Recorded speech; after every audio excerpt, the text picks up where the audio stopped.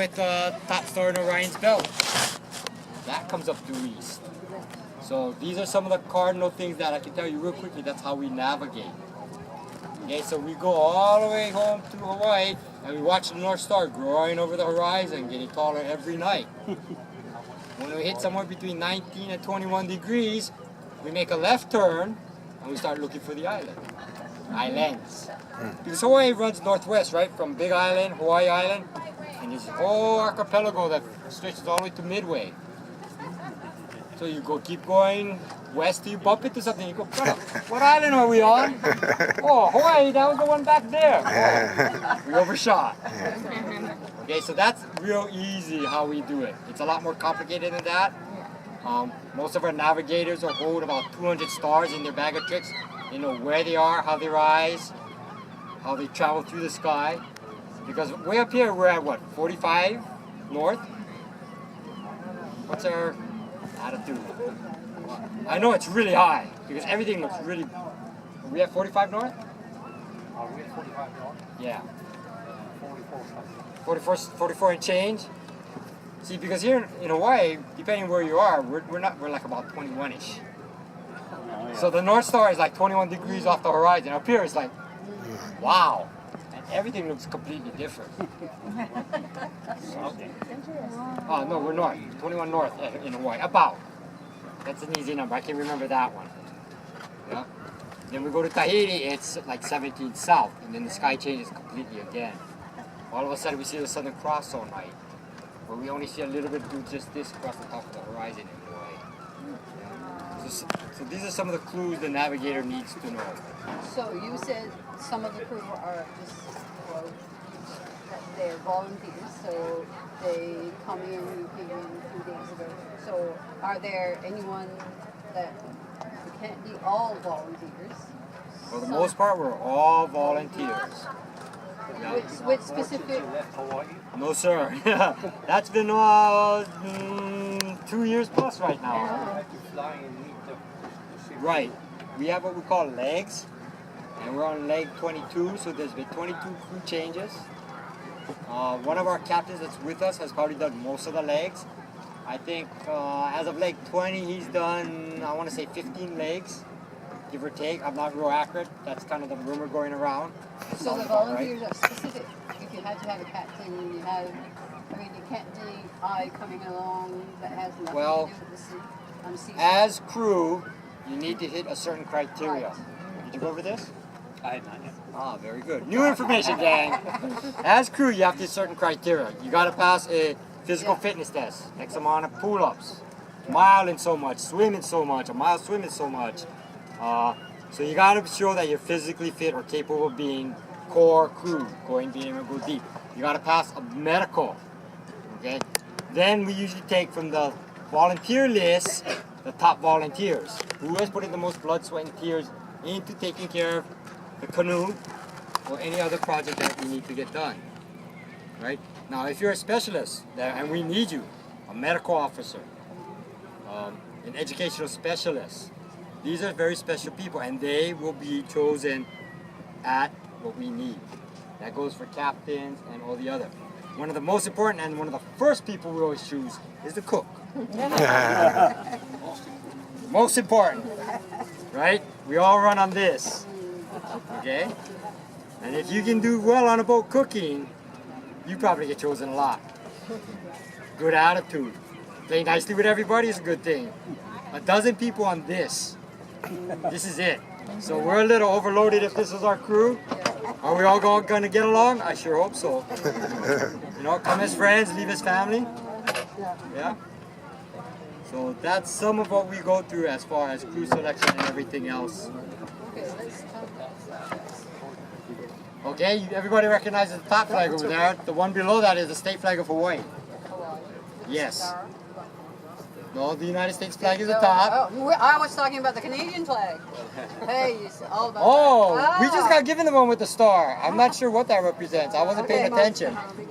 It's a Mi'kmaq. Ah, there you go. See, somebody was. I I should wasn't. have put that. I should I'm have- trying to stay awake. I'm running on total caffeine. It was like 2 hours sleep last night. It's really a Grand Council flag. huh? Right. I should Oh, have okay. known that Thank part. you. But the Mi'kmaq flag is a lot different from the Grand Council flag. Right.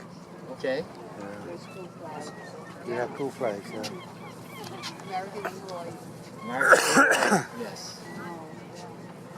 When you said you know this one, for us. the That's right. I keep Canadian flag- forgetting I'm in a foreign country. Yeah. I mean, it was Canadian 100 miles flag from is the one home. you- Yes. Your flag is up there in front Right. above everybody else's. Right. I apologize. I keep forgetting we've crossed the border. But you have those like the horns way up on top there. The poils, Yeah. They're they're up there with line goes across that to help us lower and raise the spar, which is the tallest one. oh yeah. And the spar and the boom, this curved one, will come up and down as a unit. That's how we change our sails. Or if we get into heavy weather, we gotta drop everything. And all our sails are lashed on. You can see all the small 8-inch Yeah. line that's holding our sails. So the only way we change sails is we gotta be able to lower that whole thing and just leave that first stick with the foil or a mast. Okay. It's horned so when we, in case we lose something, it's easy that it won't jump out of there. Oh, okay. Okay, this is an accurate depiction of what we felt a traditional voyaging canoe would have been 600 years ago. We have no record of it other than the renderings of the first contact, legends, chants, and etc. That's all basically been taken away from us. So we've been digging around, and this is what we came up with, our best guess. Okay. Now, with that being said, this steering suite, there was a hotel going up somewhere in the South Pacific, and this was a story I heard over a cold beer, so it may not be totally accurate. Cold beer. They were A lot more, I excavating, and they came across a canoe that was down in the mud. Their steering suite was almost the exact what you see here, for size, length, dimensions. So we are pretty close. At least we feel so. How far would this technology go? How far? It's brought us all the way from Hawaii. Is that- No, I mean how far in days? How far back? Yes, history. I would not be the one to answer that. Okay, there it is. A couple thousand years. Okay. So yeah, They still have to have technology. be able to navigate and build and everything else. And you got to realize, there's very little native woods here. A lot of this we went down to the store and did. Bought. The hulls are fiberglass over cold molded. The hulls are cold molded with fiberglass over it. Before we came here, or before we went on the worldwide voyage, we tore her down all the way to the skins because the Coast Guard guy came through and said, okay, that's got to go, that's rotten, this is no good. So everything came out of it. And we rebuilt her the exact same way, or the exact same look, using even better technology than what we originally built her in the 70s with. Yeah? Everything has gotten put back together with epoxy. While we could swap out wood for foam, we did. We took almost 2,000 pounds out of her. We widened her up almost 2 more feet. And it gave us a great performance edge. So, are we learning as we go? Yes. Yeah. So the only native woods, this is how. A native tree. This is ohia. I believe this and the horns or the poils are koa. And that's about it. Everything else is spruce or plywood of some kind or African mahogany or things along those lines. Yeah? We have a material accurate vessel called Hawaii Loa. Okay? She was built out of logs. She was gone through our native forests and taken all our native woods that we could find and actually physically built the canoe with native parts. The hulls, unfortunately, are 57? Lehu? Somewhere in there? Okay, 50. Is it 60? Okay, she's about 60 overall. Our native core forces would not allow us to build something of that size. So depleted, hard, not doing well. The native Alaskans gifted us 2 Sitka spruce logs. And people say that's not accurate, but I beg to differ because there was documentation in first contact people that they were white canoes that the natives said that were gifted to them by the gods. So basically these huge logs floated upon our shores and they were gifted to our people. They were seen as gifts. Probably came from North America. Questions? Did I miss anything? Yeah. You guys saw the sleeping quarters, you seen the galley? The sound of the horn. I can't do that. That's Mr. Naleo's job. It's beautiful. Yes, and each shell will make a different pitch. It's really nice. I noticed you guys all wear that.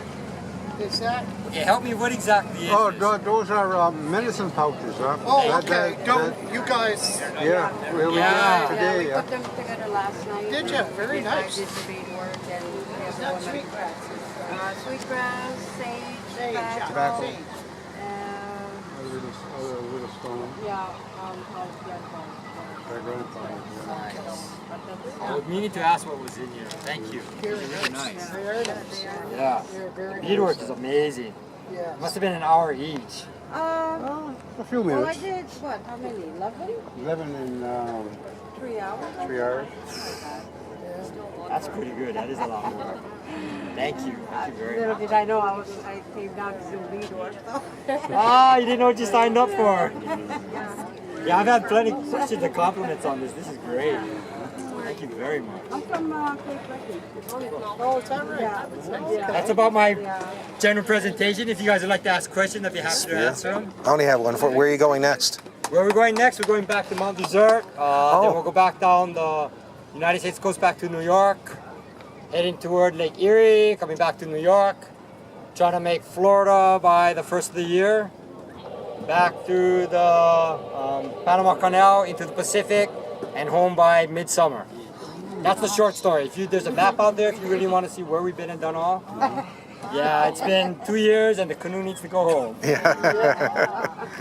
Too bad they don't come to Cape Breton, huh? Yeah. Oh well, no. We want to get some, something down here for a change. Yeah. But they should have gone to Cape This is Breton. beautiful. We don't have anything Oh, it's nice like up this there. anywhere. It's really a treat. You come down Cape Breton someday. Yeah. I want to come back and play tourist in a lot of these places. Yeah. I mean, we get treated really nicely. We get, shown around. But it's like 1-2 days, and it's like, here we go. It's like, I wanted to see this, and I didn't get a chance to do that. I got to come back and spend a week everywhere. Yeah. Well, aren't they here for 6 days? I heard. No. I am totally going to embarrass Maybe I'm myself. wrong. Getting rid of this. We don't know yet. Yeah, they're Yeah. Yeah. I mean, it's like I thought playing they a were staying trumpet. here for 6 days. I thought, but maybe I was wrong with that. Maybe I heard they're going to be here in 6 days. When he does blow his nose.